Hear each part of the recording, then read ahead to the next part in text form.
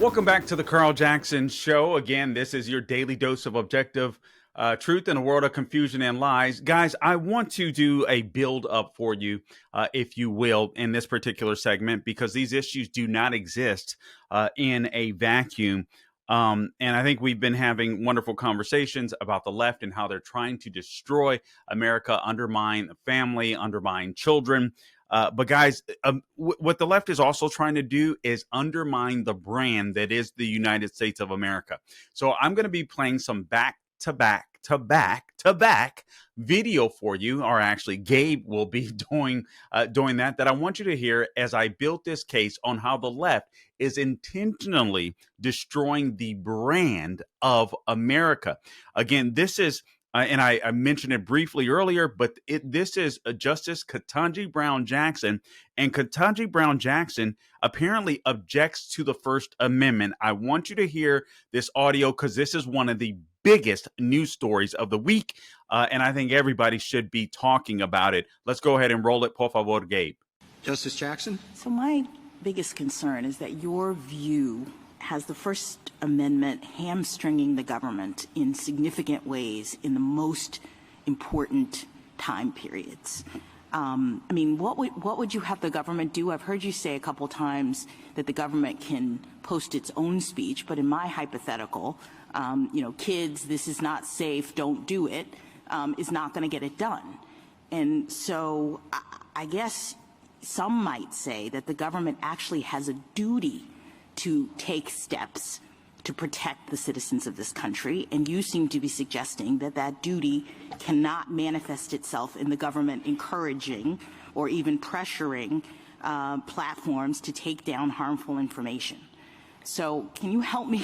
Because I'm really worried about that, because you've got the First Amendment operating in an environment of threatening circumstances from the government's perspective, and you're saying that the government can't interact with the source of those problems. And Your Honor, I understand that instinct, and I guess what I tell you is Okay, so anyway, we played the shorter version of that, but that should terrify you. Any person that loves America, that loves freedom, that loves free speech, that should terrify you. That is Justice Ketanji Brown Jackson.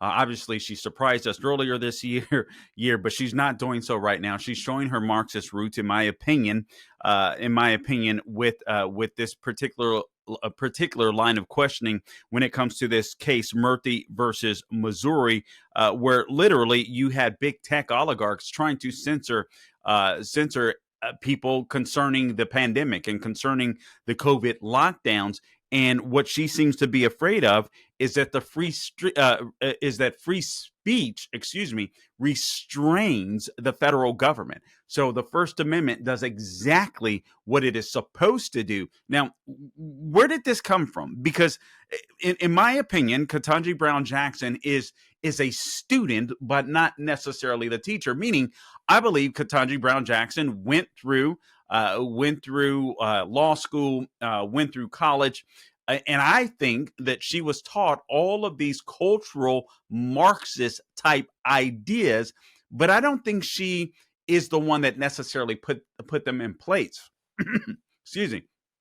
I credit Barack Obama with that. I want you to hear audio from Barack Obama just 13 years ago.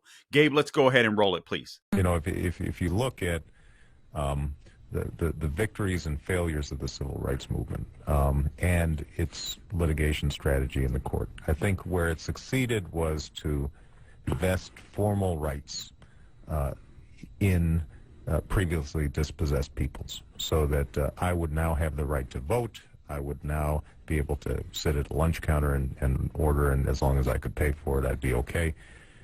But the Supreme Court never ventured into the issues of redistribution of wealth and sort of more basic issues of political and economic justice in the society.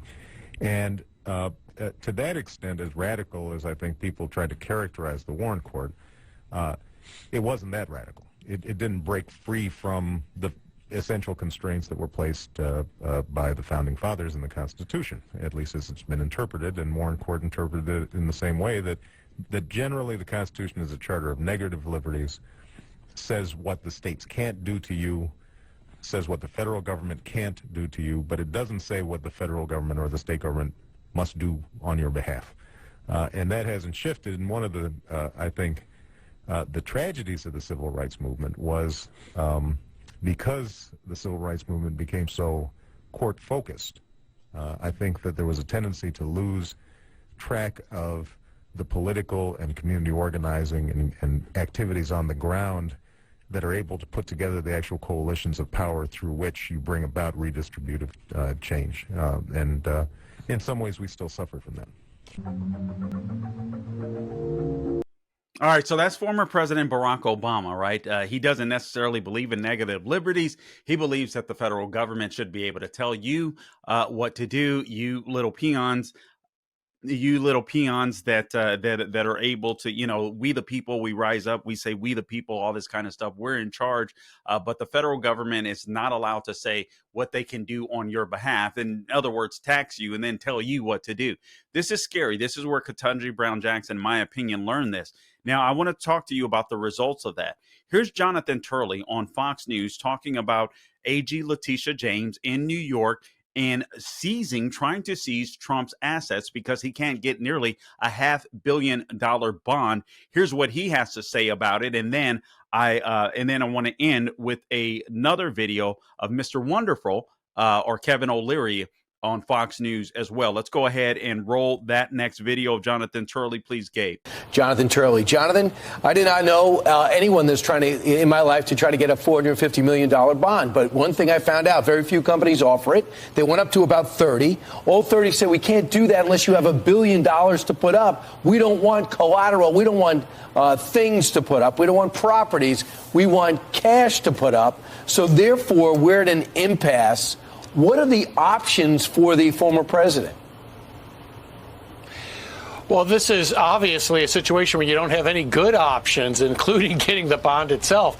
And remember, if you get the bond, you still lose considerable amount of money on the cost of the bond. And this creates a sort of perverse incentive for judges like this one, who comes up with this astronomical, in my view, ridiculous level of in everybody's damages. view. Nobody thinks that number is good. Right, but basically his position is, in order to get any other judge to look at what I've done to you, you've got to come up with basically $500 million just to appeal. It's like a judge saying, I'm going to take your house away, but you can appeal my decision. You just have to sell your house in order to do it. Many people look at this as a type of almost mob justice, as, you know, the attorney general ran on bagging Trump. She's now pledging to seize his property just because he can't come up with his bond. At some point, the courts have got to step in and say, look, this is just simply enough. Yeah. You know, you're requiring this astronomical bond just for this guy to be able to get any other judge to look at this decision. Sure. Okay, so that was Jonathan Turley on Fox and Friends. Now I want to play you this last video of Kevin O Leary, otherwise known as Mr. Wonderful from Shark Tank. Here's what he has to say about the destruction of the American brand. And I want to close it out with this, but I think he gives the best explanation of the damage that AG Letitia James is doing, not just to Trump, but to the entire country. Let's go ahead and roll it, Gabe. But more importantly, the message about the American brand. You think about America, the reason this is the #1 economy on earth is that we have laws and we have due process and we have property rights. It attracts foreign capital from all around the world. All of that is being shaken to the core here. The concept of seizing assets in 30 days on a bond number that's never been issued. No insurance bond company's ever issued anything near this, so there was no chance it was going to happen. And only giving 30 days notice and time, that's a really bad message. And I think New Yorkers should think well past Trump. Whether he's president or not, or whether this attorney general is gone in 4 years or not, it's irrelevant. This is case setting against the American brand.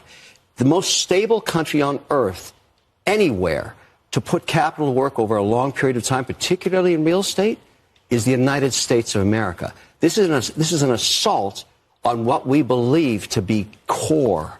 And I find it extraordinary. I think it's very troubling. It has absolutely nothing to do with Donald Trump at this point, in my view, and it is completely bipartisan. This is an attack on America. Okay, that's he closed out by saying it's an attack on America. Guys, he said it perfectly, in my opinion.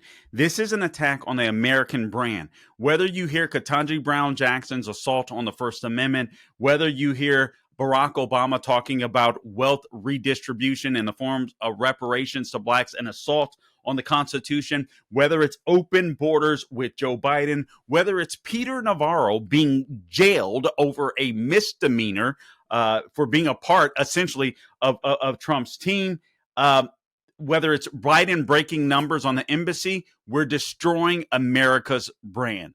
Thank you for tuning in to the Carl Jackson Show.